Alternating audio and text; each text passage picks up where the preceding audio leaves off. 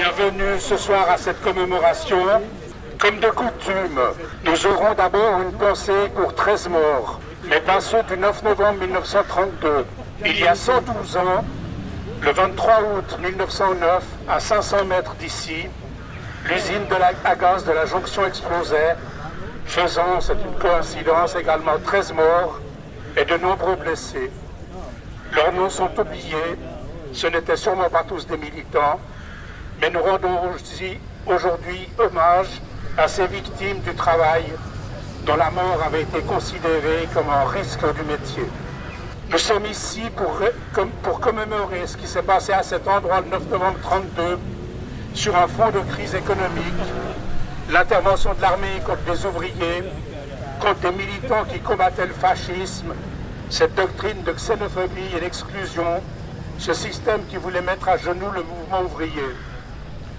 La principale responsable de ce crime est l'armée, qui au XXe siècle, avec toutes ces guerres, a eu comme seule action de tuer des ouvriers lors de la grève générale de 1918 et les manifestants du 9 novembre 1932. Mais il y a d'autres responsables, ce sont d'abord les fascistes. Ce qu'on oublie souvent, c'est que la mise en accusation de Léon Nicole et Jacques Dicker n'était pas seulement un soi-disant procès contre les dirigeants de gauche, mais aussi une attaque xénophobe et raciste. C'est parce que Léon Nicole et Jacques Dicker étaient de gauche, mais aussi parce que le second était juif et le premier vaudois, donc un étranger. Le journal fasciste Pilori disait « Notre ville connaît l'odieux régime de l'occupation étrangère. Un juif russe et un vaudois bolchevisant commande une armée de confédérés que le marxisme a dénationalisé. » Le troisième responsable, c'est le gouvernement de droite, qui avait refusé d'interdire ce meeting fasciste, car cela lui permettait de tenter de casser une gauche politique et syndicale remuante. On racontera d'ailleurs aux recrues venus de Lausanne, armés de balles réelles, qu'une révolution communiste avait éclaté à Genève. Et dès le lendemain du 9 novembre, dans toute la Suisse, par crainte de manifestations de solidarité, voire d'émeutes, des dizaines de militants sont emprisonnés, des rassemblements ouvriers interdits, tout comme la presse de gauche. L'armée est appelée à la rescousse dans divers cantons où des mouvements syndicaux avaient eu lieu les années précédentes. Devant le désarroi né des difficultés économiques, du chômage, de l'exclusion, le repli sur soi engendre des divisions dont profite le patronat. Il mène tout droit à l'intolérance, à la xénophobie et au racisme. L'extrémisme de droite, qu'on euphémise en populisme, naît sur les peurs, sur le désarroi et la détresse de la population. Notre lutte ne veut pas se permettre de division, de voir les travailleuses et les travailleurs se dresser les uns contre les autres, sous prétexte de différences d'origine ou de couleur d'yeux ou de peau. Toute division entre nous fait la force de ceux que nous combattons. Nous n'acceptons pas les discours des fanatiques populistes, ces discours qui prétendent qu'il faut se protéger des autres. Il n'y a qu'une seule condition à notre lutte, une seule condition pour gagner, c'est la solidarité et l'unité sans faille, sans hésitation, sans restriction de pensée. Et si la situation des travailleuses et des travailleurs n'est plus celle de 1932, ce n'est pas le résultat du bon vouloir du patronat ni de l'État, c'est le résultat des luttes du mouvement ouvrier. C'est pourquoi aujourd'hui nous rendons hommage à tous ceux qui ont payé ce combat de leur vie. C'est cela, mes camarades, le sens de l'hommage aux anciens. C'est en cela qu'ils nous ont préparé la voie que nous continuerons à suivre. On passe maintenant aux prises de parole des différentes organisations, commençant par Solidarité et Lucas Calfano. Bonsoir à toutes et à tous, chers amis, chers camarades. Nous sommes rassemblés aujourd'hui pour commémorer cette date importante dans l'histoire de l'antimilitarisme et dans l'histoire de l'antifascisme genevois. Cette commémoration fait encore aujourd'hui écho à nos luttes que nous menons jour après jour. En effet, les militaires de 1932 d'hier sont les policiers d'aujourd'hui qui répriment le mouvement social. 89 ans nous séparent, mais l'intervention de l'État pour protéger les fachos reste la même. En effet, il est important de rappeler que le 9 novembre 1932, le Conseil d'État avait refusé d'annuler ce meeting et à la place avait préféré d'envoyer l'armée pour réprimander et pour mater le mouvement ouvrier antifasciste. Il est important de rappeler, n'oublions pas les camarades, que dans quelques semaines, l'islamophobe, le sexiste, l'antisémite, le sexiste, le facho, en d'autres termes, cette ordure d'Éric Zemmour, sera à Genève pour déverser sa haine. Est-ce que le Conseil d'État, majoritairement à gauche, je le rappelle, va-t-il s'opposer à ce meeting et l'interdire? Pour l'instant, c'est pas parti pour. Mais quand nous, les militants et les camarades Antifa, allons venir pour manifester notre opposition face à ce facho de Zemmour, devant le lieu du meeting, qu'est-ce qui risque de se passer? Il y a fort à parier que l'État enverra ses troupes, cette fois policières, pour protéger la parole d'un fasciste. On est bien parti pour ça, malheureusement. On peut aussi avoir une pensée pour les camarades étudiants qui sont actuellement en train d'occuper la cafétéria pour une cause juste, légitime, pour que tous les étudiants et les étudiantes puissent manger à leur faim à des prix dignes.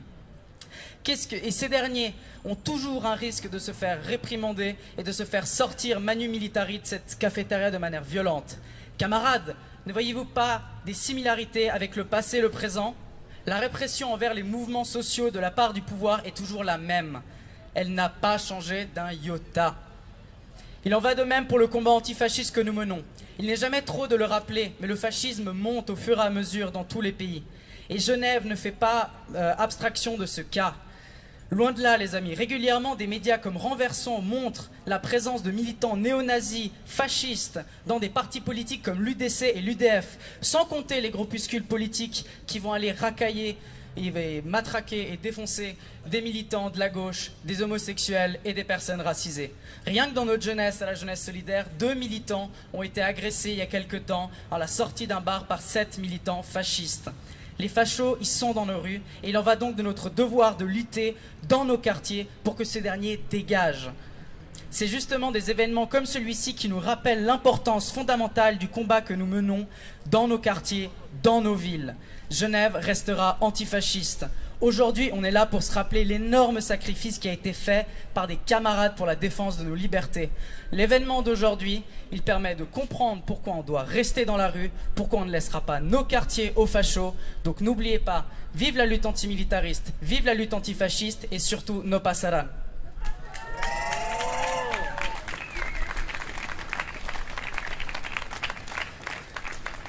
Juste en complément de ce que Lucas vient de dire, c'était quelque chose qu'on a rajouté dans les textes sur le 9 novembre, sur lesquels on n'avait pas insisté. Il en a un tout petit peu parlé. C'est de dire que on avait dit aux recrues qui arrivaient à Genève qu'il y avait une révolution communiste qui avait éclaté à Genève et que c'était une tentative aussi du Conseil d'État de mater la gauche. Et dès le lendemain du 9 novembre, dans toute la Suisse, par crainte de manifestations, solidarité, voire d'émeutes, des dizaines de militants sont emprisonnés, les rassemblements ouvriers sont interdits, tout comme la presse de gauche. L'armée est appelée à la rescousse dans divers cantons où des mouvements syndicaux avaient eu lieu les années précédentes. Je passe maintenant la parole à Pablo Cruchon pour Résistons.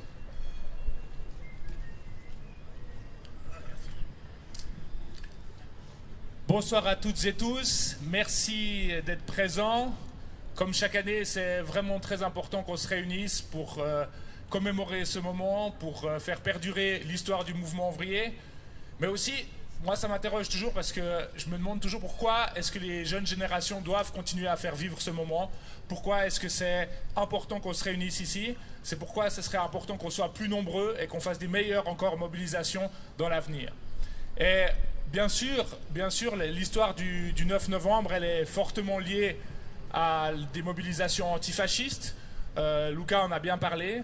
Mais moi, j'aimerais insister sur l'autre côté du 9 novembre et à mon avis, le principal enseignement du 9 novembre, à savoir que l'armée a été mandatée pour venir réprimer une manifestation et que cette armée a fait feu sur la population. Et je dis sur la population parce qu'évidemment, il y avait des militants antifascistes, mais il y avait aussi des passants qui ont décédé sous les balles de l'armée. Et qu'est-ce que ça dit, ça? Ça dit que l'État, quand il est dans ses derniers retranchements, il déploie la force pour mater les mouvements sociaux, pour mater la résistance, et qu'il peut aller jusqu'à tuer. Et je crois qu'aujourd'hui, on est dans un moment de grande actualité de ça. Pourquoi? Parce qu'on a un tournant clairement autoritaire du néolibéralisme. Ça s'incarne très fortement, par exemple, chez Macron en France, où il a très clairement décidé d'avoir une politique fortement antisociale, couplée avec un mouvement de répression très très fort qui va jusqu'à la mutilation, jusqu'à des violences systémiques sur les manifestants, sur les opposants, mais aussi sur les gens simplement qui se baladent aux abords de ces manifestations. Donc on a un tournant très très important du néolibéralisme, c'est un tournant planétaire et je pense que ça c'est quelque chose de fondamental pour nous dans l'analyse qu'on fait actuellement de ce qui se passe, c'est qu'il y a un tournant planétaire qui s'incarne de différentes manières, Macron, Bolsonaro et autres, mais on voit tout la même chose. Attaque antisociale, gestion répressive des manifestants, gestion répressive de la pauvreté, gestion répressive de la migration qui se renforce. Et face à ça, on doit tirer des enseignements en nous. Et je pense que c'est chouette de vous voir toutes et tous aussi nombreux, mais ce serait bien qu'on soit bien plus nombreux parce qu'en Suisse, on va avoir des luttes dans l'avenir qui vont se mener sur ce front. Parce que je vous rappelle que cette dernière année, nous avons vu malheureusement l'acceptation de la loi sur les mesures policières de lutte contre le terrorisme, qui sont un dispositif répressif et de surveillance des gens terrible, des organisations aussi, et des fronts de libération de nos camarades d'autres pays, qui pourra être déployé en Suisse de manière tout à fait légale. Il y a aussi des projets d'assouplissement de la loi sur le renseignement et d'autres projets qui sont au Parlement afin de continuer à avoir une surveillance accrue des militants, une répression accrue des mouvements sociaux, etc. Donc on va vers une période de durcissement des rapports de force, y compris en Suisse, et avec un État qui se dote toujours plus d'instruments capables de réprimer les gens, capables d'intervenir et de déployer de la force contre les gens. Et donc, à mon avis, le 9 novembre doit s'inscrire, la commémoration du 9 novembre doit s'inscrire dans cette lutte, dans ce souvenir, pour rappeler que l'État, en dernier recours, ou même pas en dernier recours en vrai, parce que là, il n'y avait pas de menace pour l'État à ce moment-là, il est capable de faire feu sur la population. Donc, il faut continuer à s'organiser sur des bases antimilitaristes, antifascistes, et surtout des bases de modification concrète de cette réalité sociale, c'est-à-dire une perspective révolutionnaire. Et nous vous invitons à rester mobilisés, à vous mobiliser, et je le répète, sur la loi sur le renseignement qui va arriver, qui sera la nouvelle MPT, malheureusement, et qui va être un outil de surveillance de masse des mouvements sociaux. Voilà, je vous remercie, je ne vais pas faire plus long. J'ai quelques années de route derrière moi de ces mobilisations, et voilà, on ne va pas répéter les mêmes choses, mais soyez attentifs, il y aura des mobilisations à venir, et bonne soirée. Merci. Merci Pablo. Je passe maintenant la parole à Alexandre Enniline pour le Parti du Travail.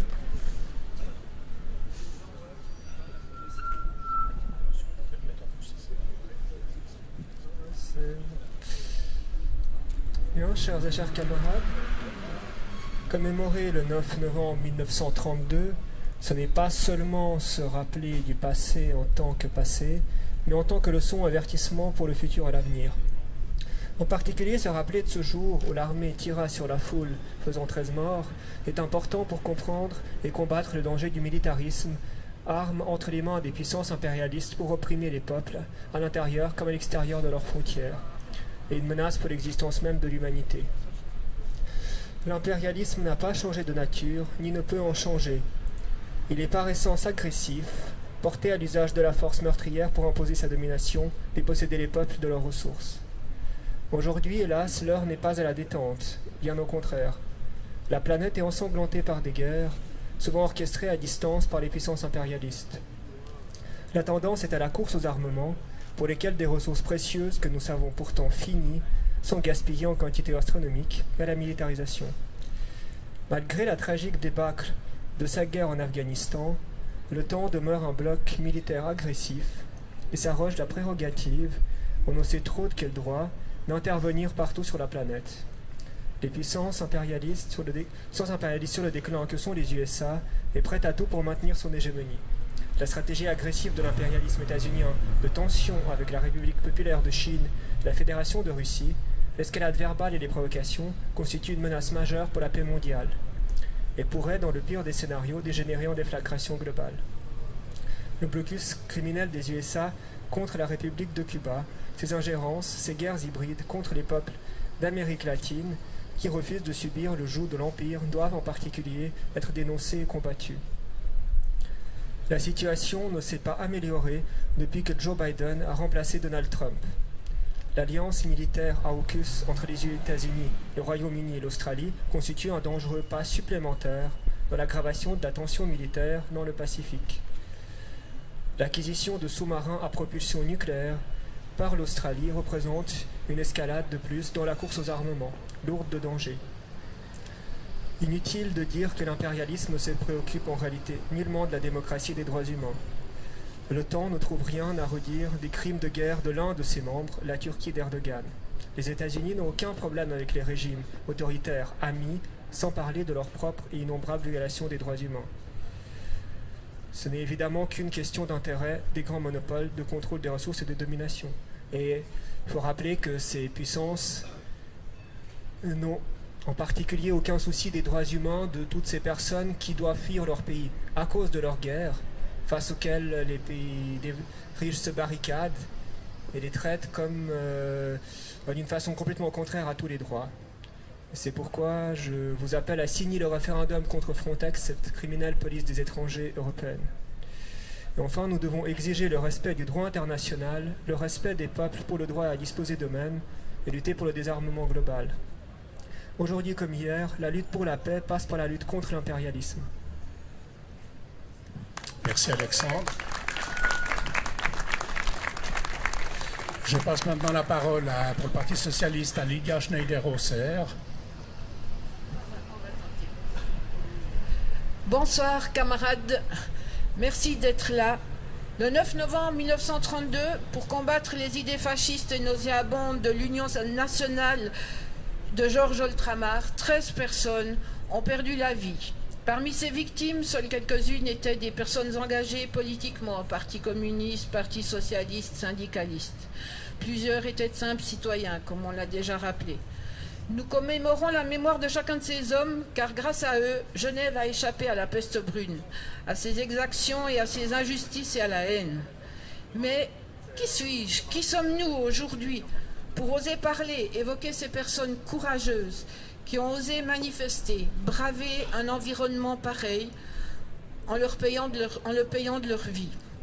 Des politiciennes, sommes-nous?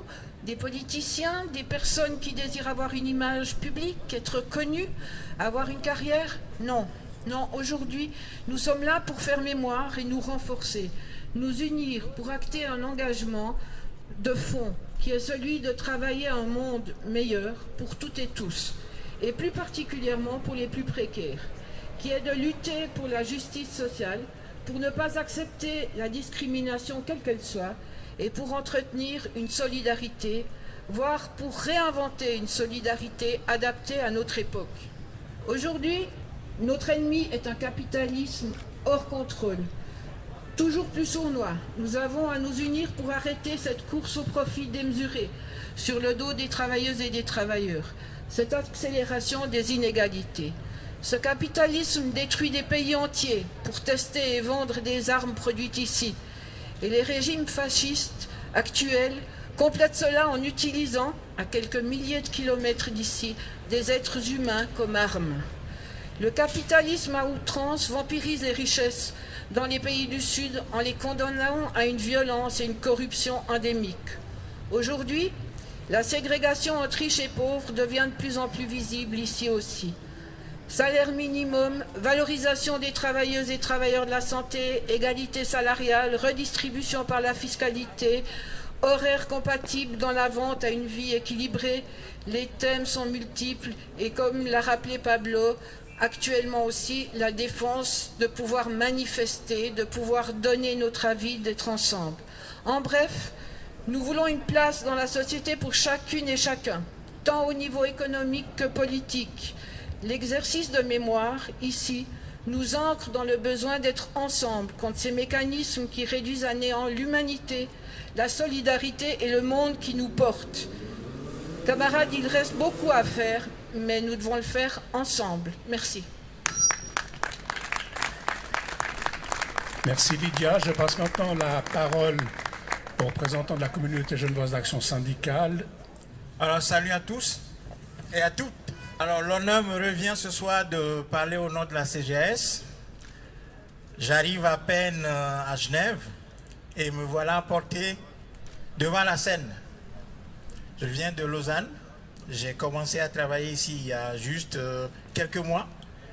Et donc, on me plonge dans le bain genevois et je suis content d'être avec vous ce soir pour parler d'un sujet qui est très important. Important parce que l'histoire, c'est le guide. Quand on oublie des faits historiques comme celui que nous commémorons ce soir, eh bien, on se perd.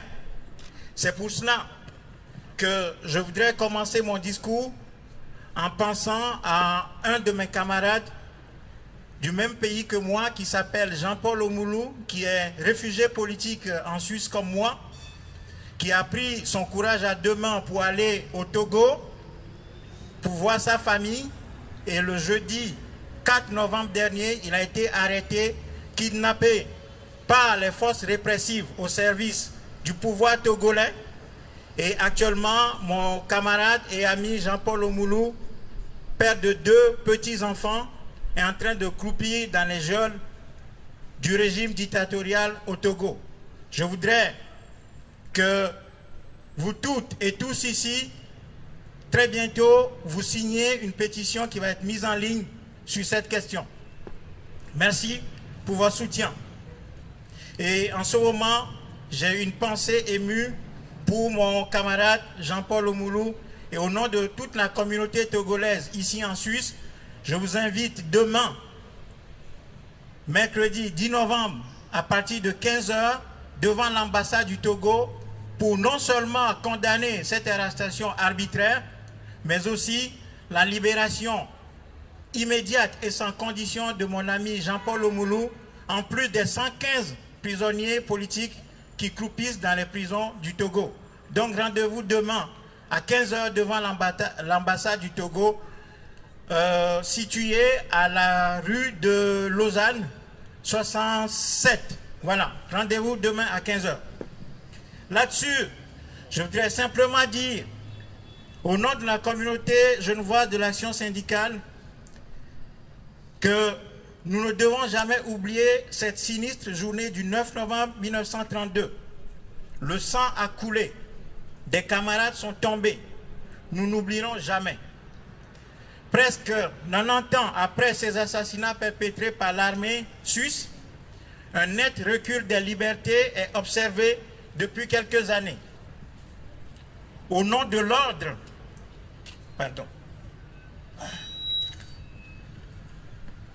au nom de l'ordre et de la sécurité, nous allons tout droit vers des régimes fascisants comme le clamait Renaud dans Hexagone.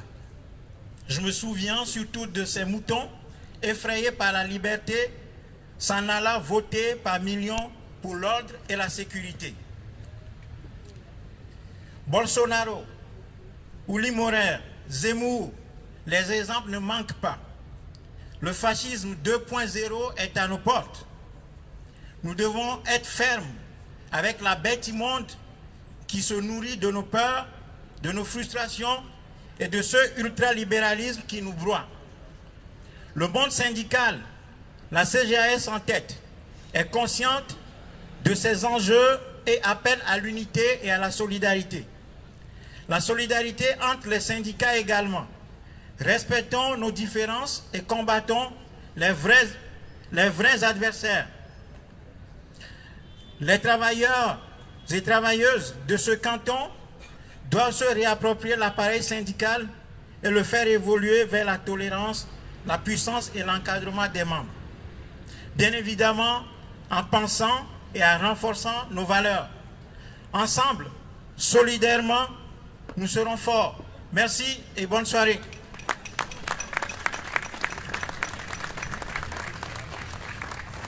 Merci Koumla. Je passe maintenant la parole à un représentant du GSSA, Thomas.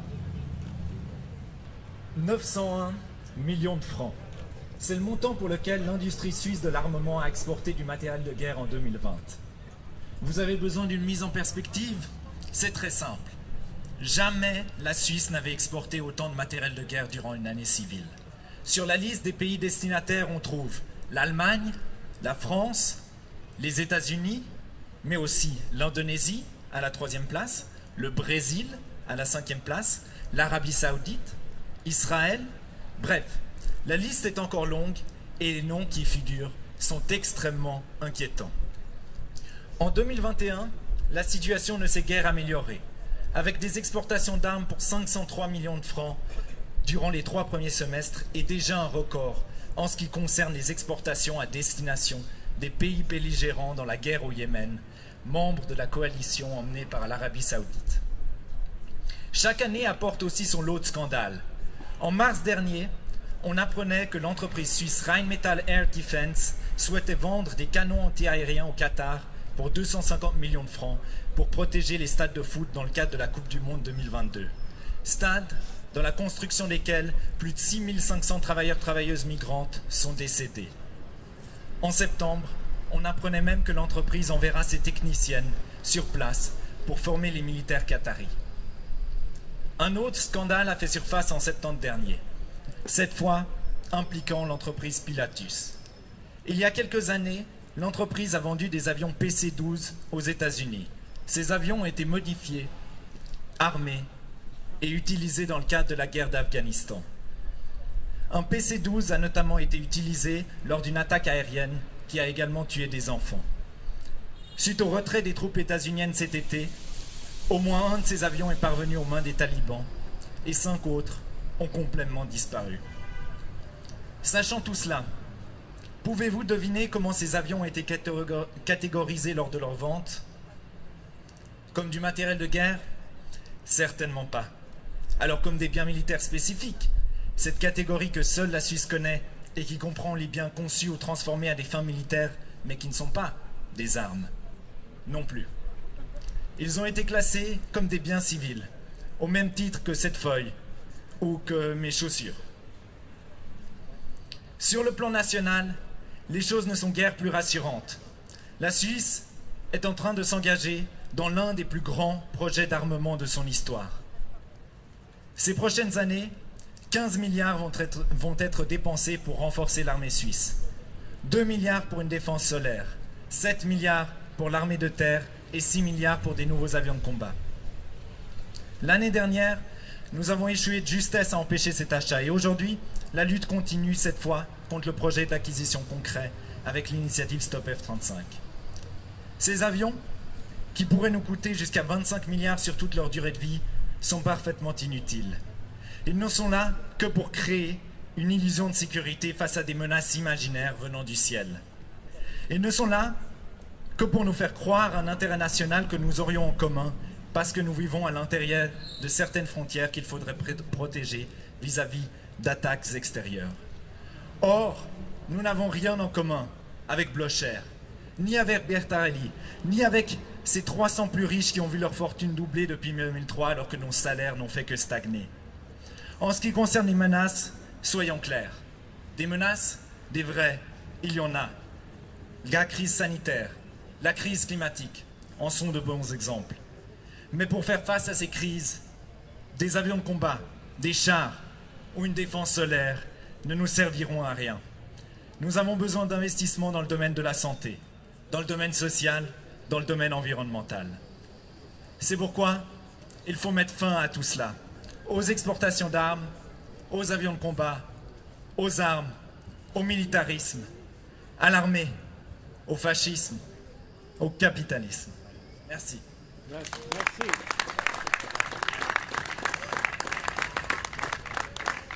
Ça nous paraît important ici, même si ça n'a pas grand-chose à voir avec l'armée et le fascisme. Ça nous paraît important de où on est ici maintenant de parler du mouvement de des cafétérias à l'UNI. Merci. C'est pour faire le lien avec le fil rouge des mouvements sociaux dans l'histoire.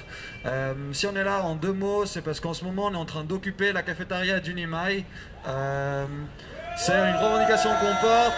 Ça fait une semaine qu'on est là.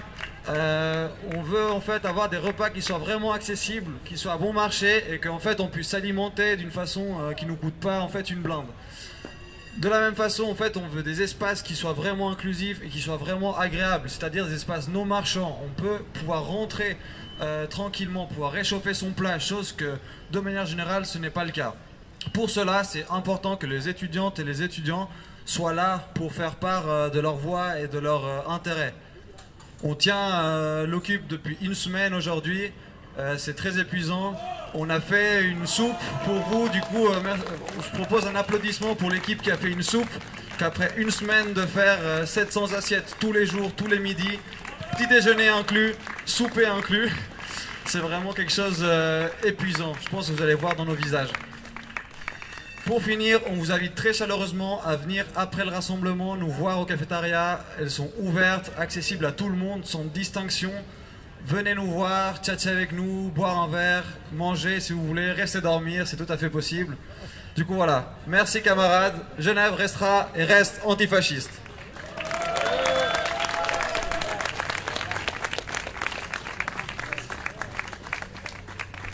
Autre chose qui nous a paru important de donner la parole 2-3 minutes à Tania à propos de la Bolivie. Merci beaucoup de nous passer la parole. Il nous apparaît important d'être présents ici ce jour parce que la lutte antifasciste, elle est mondiale. On doit vraiment s'unir. Et l'autre camarade nous disait tout à l'heure que le fascisme était à nos portes. En fait, elle est là, elle est à Genève. Nous, on peut témoigner en tant que Boliviens. Pour résumer, on était là il y a 2 ans devant cette pierre, très mal, parce qu'on était à un jour du coup d'État il y a 2 ans en Bolivie, en 2019. Et vous étiez là, présents, à nous accompagner, à nous soutenir, et on a assisté à la prise du pouvoir par les fachos. Heureusement, les fachos en Bolivie, donc sous l'autoproclamation de Agnès, a sévi, heureusement, qu'une année de dictature, et le peuple bolivien a réussi à s'en libérer par les urnes. Voilà, et donc là, on est maintenant, il y a 2 ans, on était vraiment terrassés, mais aujourd'hui, on est content, parce que là, maintenant, on fête 1 an de victoire démocratique, 1 an où le peuple a récupéré le pouvoir en Bolivie, et c'est ce qui doit être partout dans le monde, c'est-à-dire la démocratie, ben voilà, il faut la respecter, quoi. Bref, donc on est là pour s'unir contre le fascisme, on dit non facho, que ce soit en Bolivie, que ce soit au Chili, une pensée particulière pour le Chili, hein, qui est aussi en période électorale, et malheureusement, il y a un président à tendance d'extrême droite qui est favori en ce moment.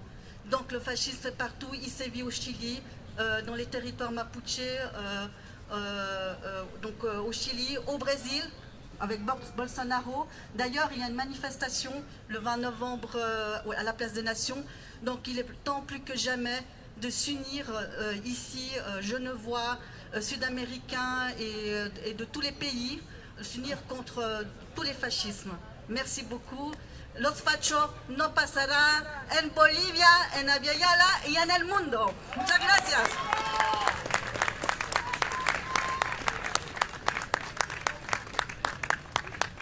Je passe maintenant la parole à un camarade de Antifa. Bonsoir. Nous commémorons cette année les 89 ans de la fusillade de Plainpalais. Le 9 novembre 1932, l'armée suisse a tiré sur une manifestation antifasciste pour défendre un meeting d'extrême droite organisé par le parti fasciste genevois de l'Union nationale.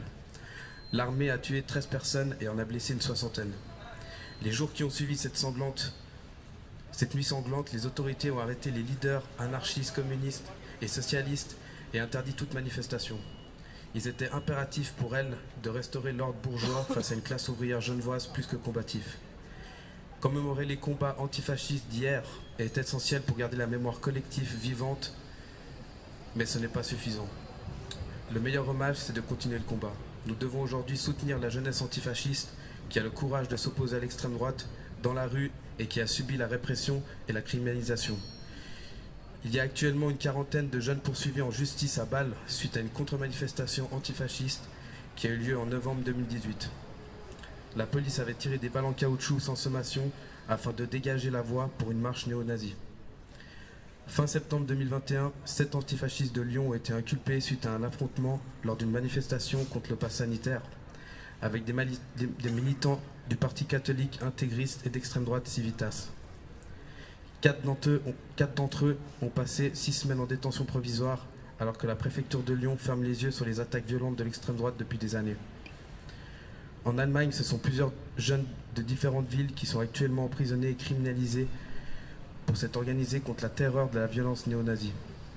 Lina, Di, Joe et Adèle payent aujourd'hui le prix pour ne pas avoir baissé les yeux face aux fascistes. Plus de 200 personnes ont été assassinées par l'extrême droite en Allemagne depuis la réunification. En novembre 2011, une cellule terroriste néo-nazie avait été découverte. Ce groupuscule, appelé NSU, avait pratiqué pendant une dizaine d'années des assassinats ciblant majoritairement des Turcs sans que la police envisage la piste des meurtres racistes.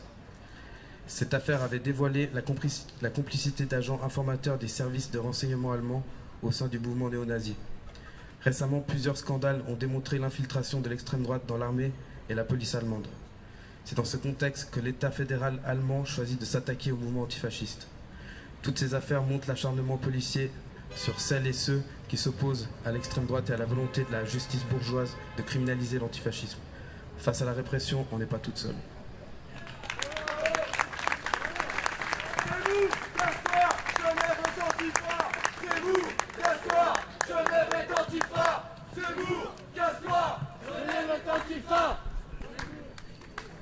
Nous allons maintenant évoquer d'autres noms que celui qu'on vient d'évoquer, heureusement.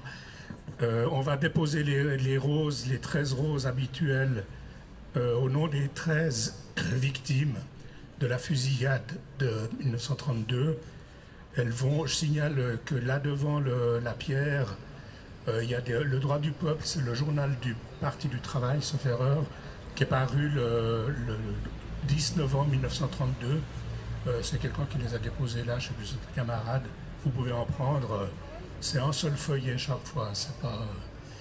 Mais aujourd'hui, on va avoir une 14e rose, d'une couleur un peu différente, et je laisse Pablo expliquer pourquoi.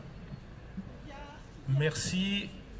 Oui, le comité d'organisation a décidé de déposer une 14e rose d'une autre couleur en hommage à un camarade parti trop tôt. Certains le connaissent, Alfredo Camelo, camarade colombien qui a lutté contre les forces réactionnaires et les forces fascistes en Colombie, qui a été privé de liberté pour avoir lutté là contre et qui est mort depuis fin du mois d'août, début septembre, dans des conditions pour le moins suspectes pour l'instant. On n'a pas encore d'enquête, mais le comité d'organisation a décidé donc de lui rendre hommage aussi pour une vie de militantisme au service de l'émancipation des peuples, et notamment du peuple colombien, ajouter une rose aujourd'hui. Voilà, c'est juste un petit hommage. Je vous remercie.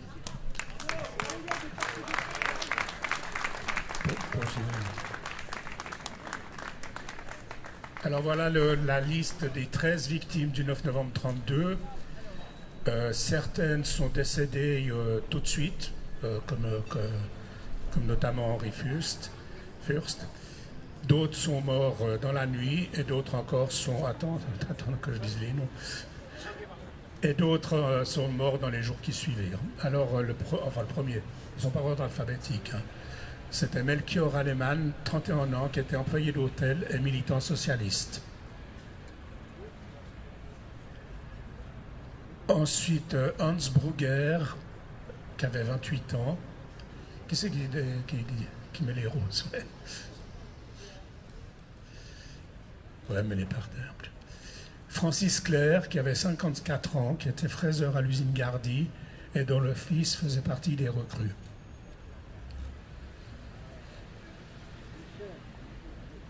Henri Fürst, 38 ans, mécanicien et président du Parti communiste genevois, qui est le premier qui a été tué.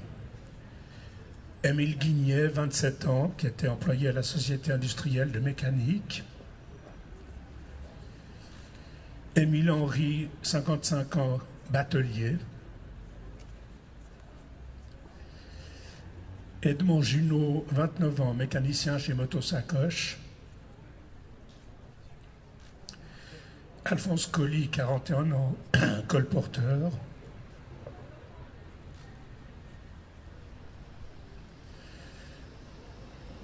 Ça va. Jean-Pierre Lardera, 23 ans, employé de commerce.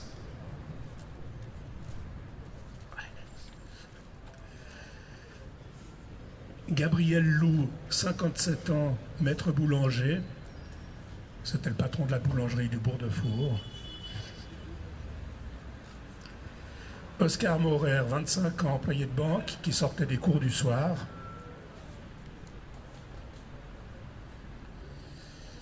Édouard Quillet, 34 ans, employé à l'armée du Salut. Et Marius Ratin, 36 ans, qui était régent principal, c'est-à-dire maître d'école à Chenbourg. Merci d'être venus, merci de continuer la lutte tous ensemble, toutes et tous ensemble. Bonne soirée. Donc juste, on vous invite toutes et tous, après être passé au stand où il y a notamment une petite verrée et puis un soutien à des militants antifascistes, quand vous allez acheter votre bière derrière, ça partira pour soutenir notamment les frais judiciaires d'un certain nombre de militants bâlois qui doivent se défendre pour avoir manifesté contre un regroupement fasciste. Donc après être passé pour prendre la petite verrée, vous pourrez rejoindre aussi les camarades de la CUAE qui font l'occupation de la cafette. Bonne soirée à toutes et tous et puis au plaisir de vous retrouver soit au stand derrière, soit à la CAF avec la CUAE.